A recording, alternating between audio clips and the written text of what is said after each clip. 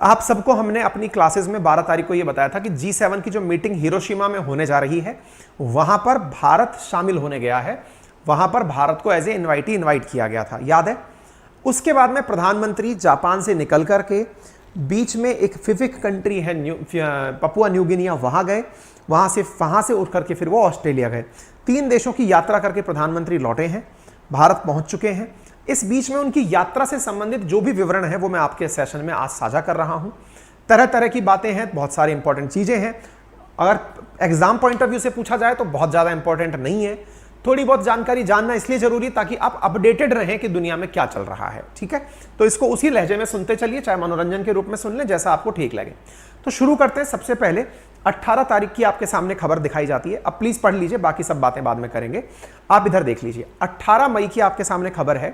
प्रधानमंत्री Modi to embark on 3 nation visit of Japan, Papua New Guinea, Australia from May 19। खबर सुन लीजिए क्या लिखा गया है। प्रधानमंत्री Modi to embark on 3 nation visit of Japan. प्रधानमंत्री मोदी कहां गए? 3 दिवसीय यात्रा पर जापान गए, पपुआ न्यू गिनिया गए और ऑस्ट्रेलिया गए। कब से यात्रा शुरू हुई? 19 तारीख से यात्रा शुरू हुई। तो ये तो हो गई शुरुआती खबर। अब मैं एक बार के लिए आपको मैप पर दिखा दूं। जिन्होंने भी मेरे साथ वर्ल्ड मैपिंग पढ़ी है उन्हें यह अच्छे से ध्यान होगा कि ये सारी की सारी कहानी कितनी मायने रखती है, ठीक है। अच्छा, अब यहां पर आप सबको एक चीज ध्यान से देखनी है और वो क्या है। अगर आप इंडिया को देख रहे हैं, ये रहा इंडिया। इंडिया से प्रधानमंत्री निकले, कहां गए? जापान गए। ये रहा जापान। जापान 4 आइलैंड से बना हुआ देश, होकाइडो, होशु, शिकोकू, क्यूशु। कहां गए थे आप? हिरोशिमा। हिरोशिमा नागासाकी किस लिए खास है? परमाणु बम गिराए जाने के कारण खास है। लिटिल मैन और फैट बॉय नामक 2 परमाणु बम गिराए गए थे हिरोशिमा नागासाकी पर, परमाणु बम के रूप में, ताकि ये बर्बाद हो गए थे। वहीं पर जापान ने G7 की बैठक का आयोजन किया, दुनिया को यह बताने के लिए कि जिस हिरोशिमा को मिटाने की कोशिश की गई थी अब वो जीवंत है और सब देश वहां पर बैठे हुए हैं, ठीक है। तो हिरोशिमा में बैठक का आयोजन हुआ, क्लियर। G7 की बैठक में भारत गेस्ट के रूप में गया था। भारत G7 का मेंबर नहीं है। चीन भी G7 का मेंबर नहीं है। G7 मेंबर्स में जापान शामिल है, भारत जापान में गया। चलिए साहब, पहली यात्रा तो हो गई यहां तक। जापान में पहुंचने के बाद में प्रधानमंत्री यहां से निकलते हैं। अब थोड़ा सा आप ध्यान से इस चीज को देखें। हम ये रहे, हमारे साथ में यहां पर जो देश जुड़े हैं वो इंडियन ओशन कंट्री कहलाते हैं। ये पैसिफिक ओशन है। मेरे प्यारे साथियों, हमारे लिए देश देखने में जितना बड़ा विस्तार, जितना बड़ा क्षेत्रफल, उतना अच्छा देश हमें लगता है, प्रेजेंटेबल होता है। यहां मैं आपको याद दिलाना चाहूंगा कि ये जो देश आपको यहां पर दिखाई दे रहे हैं पैसिफिक ओशियन के अंदर, ये बड़े छोटू छोटू से देश हैं, बहुत निन्नू निन्नू से देश हैं। आप कहेंगे, अपन जैसे दिमाग में एक विचारधारा होता है, सर क्या काम का है, इतू सा देश है उससे इतनी वैल्यू क्या रखनी। आपको पता है यहां पर जो देश आपको दिखाई भी नहीं दे रहे हैं, मैं तो केवल पानी सा दिखाई दे रहा है, आपको दिखाने के लिए भी जूम करना पड़ेगा, तब जाकर के ये छोटे छोटे छोटे छोटे छोटे छोटे से डॉट डॉट जैसे देश दिखाई पड़ते हैं। उन देशों की क्या वैल्यू हो सकती है आप ये समझ लीजिए कि दुनिया का हर बड़ा देश उनके साथ अपने व्यवहार रखना चाहता है। आप पूछिए क्यों? क्योंकि असल में जितने भी ट्रेड रूट हैं, चाहे वो पैसिफिक ओशन से निकलते हो चाहे इंडियन ओशन से निकलते हो, उन पर नियंत्रण स्थापित रखने के लिए आपको एटलीस्ट अपने जहाजों को खड़ा करने के लिए या तो कोई बंदरगाह चाहिए या फ्लाइट्स को लैंड करने के लिए एयर स्ट्रिप चाहिए। फ्लाइट्स और लैंडिंग के लिए जो आपको एयर स्ट्रिप्स चाहिए, उनके लिहाज से इन देशों की काफी ज्यादा वैल्यू है। तो प्रधानमंत्री नरेंद्र मोदी इन क्षेत्रों में स्थित ये जो छोटू छोटू से देश हैं, इनमें से एक देश है यहां पर, देखिए ये रहा, नाम क्या है? Papua New Guinea. इसी के साथ सामने जुड़ा हुआ देश कौन सा है? Solomon island. हाँ जी, मेरे जो पुराने विद्यार्थी अपनी पाठशाला एप्लीकेशन पर जिन्होंने मेरे साथ वर्ल्ड मैपिंग पढ़ी है, उन्हें बड़ा अच्छे से ये याद आ रहा होगा कि सर आपने ये सारी चीजें जब हमें ऑस्ट्रेलिया का मैप पढ़ाया था तब बताई थी। एक बार के लिए मैपिंग की क्लास वो वाले दोबारा रिवाइज कर लीजिएगा ताकि आपको ये सारे देश वापस से रिकॉल हो जाएं, ठीक है। नंबर 1। नंबर दूसरा मेरे प्यारे साथियों, यहां से पपुआ न्यू गिनिया से यहां पर कहां एंट्री होती है इनकी? ऑस्ट्रेलिया में एंट्री होती है। तो ध्यान से सुनिएगा, पहले गए जापान, जापान से निकलकर आए पपुआ न्यू गिनिया और फिर गए ऑस्ट्रेलिया। 3 दिवसीय यात्रा, तीनों को हमने आपको बता दिया। तो ये रहा पपुआ न्यू गिनिया और ये रहा ऑस्ट्रेलिया। आप सुनेंगे सर कि पपुआ न्यू गिनिया इतना छोटू सा देश है, इसके पास जाने की आवश्यकता क्या थी? जाने की आवश्यकता थी, क्योंकि ये भारत के द्वारा इन सारे आइलैंड्स को फिफिक नाम से, अभी बताएंगे आपको, federation Indo Pacific ocean countries हैं ये फिफिक, इनका निर्माण ही भारत ने किया है कि आप सबके साथ में भारत बैठक करेगा, उसे फिफिक बोलते हैं। 2014 में किया गया था ये, ठीक है। भारत उस मीटिंग में इनके साथ शामिल होने गया। स्थिति ये कि यहाँ के जो राष्ट्राध्यक्ष हैं वो प्रधानमंत्री से मिलकर उनके चरण वंदन कर दिए, पैर तक छू लिए।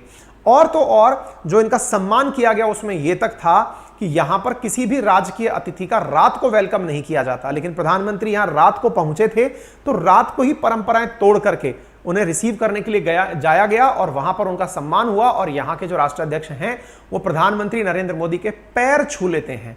ये भारत व भारतवासियों के लिए एक बहुत बड़ा अभिवादन था। 140 भारतीयों के लिए, 140 करोड़ भारतीयों के लिए ये एक बहुत बड़ा सम्मान का विषय था, ठीक है। उसके बाद प्रधानमंत्री यहां से निकलकर ऑस्ट्रेलिया गए। तो हम आज जो सेशन शुरू कर रहे हैं वो ऑस्ट्रेलिया से शुरू कर रहे हैं। ये वाली जो जानकारी है वो इससे अगले वाले सेशन के अंदर हमने की है, ठीक है। तो प्रधानमंत्री जो है वो हिरोशिमा में जब थे तो वहां पर इंडियन कम्युनिटी के साथ में उनकी मुलाकात होती है। भारतीय डायस्पोरा, देखिए एक बात यहां पर समझने योग्य है और वो ये है कि लगभग 3.5 करोड़ भारतीय दुनिया भर में इधर उधर रह रहे हैं। जो भारतीय मूल के हैं लेकिन दुनिया में कहीं रह रहे हैं उन्हें इंडियन डायस्पोरा कहा गया है। इंडियन डायस्पोरा में जो भारतीय जापान में रह रहे हैं या हिरोशिमा में हैं वो प्रधानमंत्री से मिलते हुए आपको यहां पर तस्वीरों में दिखाई दे रहे हैं। आप इधर देख सकते हैं।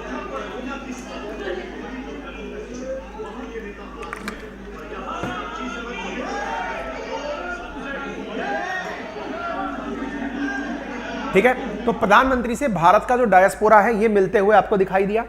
उसके बाद में आप पपुआ न्यू गिनिया का जो जानकारी है वो मैं अगले क्वेश्चन में दूंगा। यहां पर आप प्रधानमंत्री को ऑस्ट्रेलिया के जो प्रधानमंत्री हैं एल्बनीज, उनके साथ देख सकते हैं। यहां पर एक आपको हुजूम दिखाई पड़ रहा है, उस हुजूम को आप यहां पर देख सकते हैं। बड़ी मात्रा में लोग ऑस्ट्रेलिया के अंदर एक शहर से दूसरे शहर तक फ्लाइट्स में बैठ करके प्रधानमंत्री से मिलने के लिए पहुंचे। आप उन्हें यहां पर देख सकते हैं। मोदी एयरवेज के नाम से ऑस्ट्रेलिया के अंदर लोग फ्लाइट में बैठ करके, ठीक है। प्रधानमंत्री ने ऑस्ट्रेलिया में जो इंडियन डायस्पोरा है यानी भारतीय मूल के लोग जो वहां रह रहे हैं उनको संबोधित किया और संबोधन में उनके वहां पर, देखिए अब यह बात कितनी मायने रखती है। दो प्रकार से लोग इसे देखते हैं। पहला जो राजनीतिक रूप है वो तो कई लोग ये कहते हैं, जैसे कि अगर विपक्ष की बात को सुना जाए तो विपक्ष का बयान इस पे यह आता है कि प्रधानमंत्री वहां जाकर के अपने लिए, आप देख सकते हैं लाखों की संख्या में दिखता है कि लोग बैठे होंगे, लेकिन मतलब अगर ये 1000 की संख्या में भी बैठे हैं तो बड़ी संख्या है। विदेशों में भारतीय बड़ी अच्छी अच्छी पोजीशंस पर जो उपस्थित हैं वो आपको यहां पर बैठे हुए और प्रधानमंत्री को चीयर करते हुए दिखाई दे रहे हैं। विपक्ष की बात मानी जाए तो प्रधानमंत्री का यह प्रचार करने का तरीका है, लेकिन भारत के एक पक्ष के रूप में अगर देखा जाए तो भारतीयों को यह बड़ा खुशी देता है कि जब भारत के प्रधानमंत्री को भारतीय मूल के लोग जो इधर उधर रह रहे हैं वो इतना अच्छे से एडमायर करते हैं। असल में ये मोदी जी का स्वागत नहीं है, ये संपूर्ण भारत का स्वागत है। ये बताने का प्रयास वर्तमान केंद्र सरकार करती है और शायद आप और हम भी इस तरह से इस विषय पर कन्विंस भी होते हैं कि यदि इस तरह से भारतीय मूल के लोग भारतीय नेता का वहां स्वागत कर रहे हैं, और सबसे बड़ी बात उस समय स्वागत कर रहे हैं जिस समय सब लोग अच्छे से किसी ना किसी प्रकार से कहीं ना कहीं पद पर बैठे हुए हैं और सब लोग अपना समय निकालकर इतनी बड़ी संख्या में पहुंच करके प्रधानमंत्री को सुनने आए हैं, तो ये बड़ी बात है। तीसरी बात क्या होती है, जब आप कहीं दूसरे देश में जाते हैं ना तो आपका डायस्पोरा वहां रह तो रहा होता है, लेकिन उन्हें आवश्यकता होती है कि वहां की सरकारें भी उन्हें ध्यान से ध्यान दें या सुने। कई बार आपने ऑस्ट्रेलिया के केस में सुना होगा कि भारतीय मंदिरों को वेंडलाइज किया गया। प्रधानमंत्री ने यह मुद्दा वहां के प्रधानमंत्री के सामने उठा दिया कि भारतीय मंदिरों को इस प्रकार से हम वेंडलाइज मतलब बर्बाद होते हुए नहीं देख सकते। उपद्रवी तत्वों के द्वारा जो मंदिरों को नुकसान पहुंचाया जा रहा है उस पर काम करें। तो जब इतनी भीड़ एक साथ आकर किसी के साथ खड़ी होती है तो भारत की बात भी मजबूती से सुनी जाती है। आप सोचिए कि जिस समय ये भाषण दे रहे हैं उस समय इनके सामने ऑस्ट्रेलिया के पीएम बैठे हुए हैं और ऑस्ट्रेलियाई पीएम इनकी बात को प्रॉपर तरीके से सुन भी रहे हैं, एंडोर्स भी कर रहे हैं। इतना ही नहीं, वहां पर जो ऑस्ट्रेलिया का विपक्ष है वो भी बैठ करके इनकी सारी बातों को सुन रहा है इस कार्यक्रम के अंदर और बहुत अच्छे से एडमायर कर रहा है। इससे होता क्या है, दुनिया के जिस भी कोने में भारतीय मूल के लोग रहते हैं उनका उत्साहवर्धन होता है। उन्हें लगता है हमारा प्रधानमंत्री हमारे लिए बात करने उस देश के प्रधानमंत्री के साथ चलकर आया है। इससे एक अलग लेवल की वैल्यू क्रिएट होती है, एक अलग लेवल की बॉन्डिंग क्रिएट होती है। ठीक है, ये जानकारी आपने, तो ये तस्वीरें अपने आप में बयान करती हैं कि कितने बड़े लेवल पर यह कार्यक्रम आयोजित किया गया होगा। हजारों की संख्या में लोग आपको दिखाई देते हैं, यहां पर यहां के प्रधानमंत्री दिखाई देते हैं। और सबसे बड़ी बात, ये जो एल्बनीज यहाँ पे ऑस्ट्रेलिया के पीएम हैं, उनके लिए ये जगह खास इसलिए भी हो जाती है क्योंकि उनकी भी तो एक इमेज है जो इंडियन कम्युनिटी के अंदर अच्छी बनकर आएगी, जिससे कि इंडियन कम्युनिटी वहां पर बेहतरीन विकास कार्य में मदद करेगी, वहां पर रहने में डिसिप्लिन तरीके से रहेगी और वो भी सुरक्षित महसूस करेगी इन लोगों के साथ में। ठीक है, आपको याद होगा हमने आपको इसी क्रम में एक जानकारी और दी थी, और वो क्या थी? हमने 12 मई को आपको एक जानकारी दी थी और कहा था कि राष्ट्रपति बाइडेन ने प्रधानमंत्री नरेंद्र मोदी को इनवाइट किया है अमेरिका आने के लिए। अच्छा, अभी क्या हुआ, जब G7 की बैठक चल रही थी तो G7 कंट्रीज में अमेरिका भी शामिल है, तो अमेरिका भी वहां पर प्रेजेंट था, तो बाइडेन वहां उपस्थित थे। तो आपको याद होगा हमने आपको जानकारी दी थी कि बाइडेन ने इन्हें as a state guest invite किया है। स्टेट गेस्ट का मतलब होता है सबसे हाईएस्ट ऑर्डर का रेस्पेक्ट देना किसी दूसरे अतिथि को। पूरे 4 साल के कार्यक्रम में किसी देश के नेता को केवल एक ही बार स्टेट गेस्ट का ऑनर दिया जा सकता है, सम्मान दिया जा सकता है।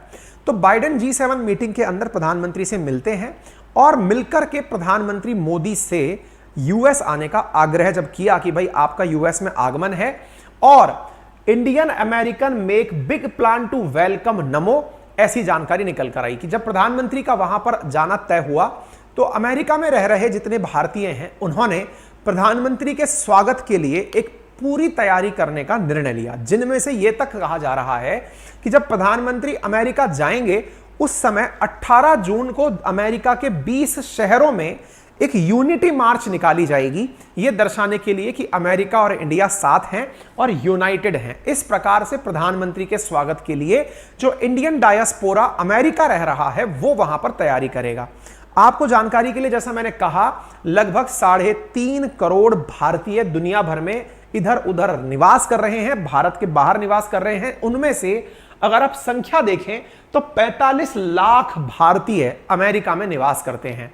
इसके साथ सऊदी अरब में 41 लाख, यूएई के अंदर 34 लाख, मलेशिया में 29 लाख, म्यांमार में 20 लाख, यूके में 18 लाख, कनाडा में 18 लाख, श्रीलंका में 15 लाख। इतनी बड़ी संख्या के अंदर भारतीय विदेशों में निवास करते हैं, जिनमें सबसे ज्यादा लोग अमेरिका के अंदर रहते हैं। ठीक है, अब जब इतने बड़ी संख्या में लोग, लगभग 45 लाख लोग जब अमेरिका में रहते हैं तो वो अमेरिका की आबादी का 1.35% बनाते हैं और ये लोग वहां रहकर के लार्जेस्ट ग्रुप बनाते हैं साउथ एशियन अमेरिकन्स का, और second largest group Asian Americans का आफ्टर चाइनीज अमेरिकन्स।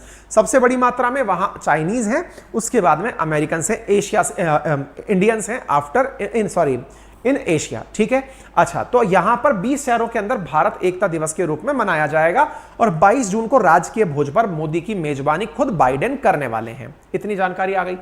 यहां पर आप ये दृश्य देख सकते हैं जिसमें बाइडेन और प्रधानमंत्री नरेंद्र मोदी G7 की मीटिंग में एक दूसरे के साथ बड़ी गर्मजोशी के साथ मिलते हुए दिखाई पड़ते हैं और दोनों के बीच में कुछ बातें भी होती हैं।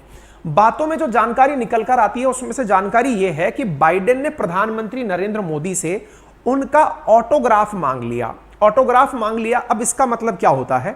बाइडेन प्रधानमंत्री मोदी से ऑटोग्राफ मांग रहे हैं, इसका अर्थ यह निकाला गया, और इस बात का बीजेपी अपने द्वारा काफी प्रचार प्रसार भी कर रही है कि मोदी की जो नीतियां हैं वो वर्ल्ड में किस प्रकार से एक्सेप्ट की जा रही हैं, कि अमेरिकी राष्ट्रपति मोदी की लोकप्रियता से प्रभावित होकर इनका ऑटोग्राफ मांग लिए कि आप अपना ऑटोग्राफ हमें दे दीजिए। क्यों दे दीजिए? अब जरा आप यहां पर सुनिए। बीजेपी ने अपने हैंडल पर लिखा है, the governance model of Modi ji has been appreciated world ever. ये ऑटोग्राफ क्या होता है? जैसे क्या होता है कि आप में से किसी, जैसे कभी सचिन तेंदुलकर से किसी की मुलाकात हो रही है, धोनी से मुलाकात हो रही है, तो यादगार लम्हे को मैं पकड़ने के लिए कि आप आए हैं तो प्लीज मुझे अपना साइन दे दीजिए ताकि मैं इसको यादगार लम्हे के रूप में साझा कर सकूं, बता सकूं कि मैं आपसे मिला था, कुछ उस प्रकार से। ठीक है, लास्ट 9 साल के अंदर Modi ji has raised India's stature at the global level. US president Joe Biden asking Modi जी's autograph in itself shows the charisma of Modi ji's leadership and changing picture of India under him। यहां पर आप ये audio भी सुन सकते हैं जिसमें प्रधानमंत्री के आगमन पर उनके लिए अभिनंदन कार्यक्रम रखा गया और बीजेपी के जो अध्यक्ष हैं जेपी नड्डा, उनके द्वारा इनके सम्मान में बातें कही गई। आपके गवर्नेंस मॉडल को दुनिया ने सराहा और समय समय पर जब भी आपने उसकी चर्चा की तो उसको दुनिया के नेताओं ने बहुत ही गंभीरता के साथ लिया और यह भी जरूर सभी ने माना कि आपने पिछले 9 वर्षों में गवर्नेंस पे। इसी के अंदर वो ऑटोग्राफ वाली बात निकल कर आई थी। तो बाइडेन ने मोदी से क्या कहा, आप वो सुनिए। कहा कि you are causing me a real problem. Biden ने मोदी से कहा कि आप मेरे लिए एक बड़ी समस्या खड़ी कर रहे हैं, और वो क्या है? Next month we have a dinner for you in Washington. इन्होंने इनसे कहा कि आपके लिए हमने रात्रि भोज का कार्यक्रम वॉशिंगटन में रखा है। Everyone on the whole country wants to come, और हर व्यक्ति उस मीटिंग में आना चाहता है। I have run out of tickets.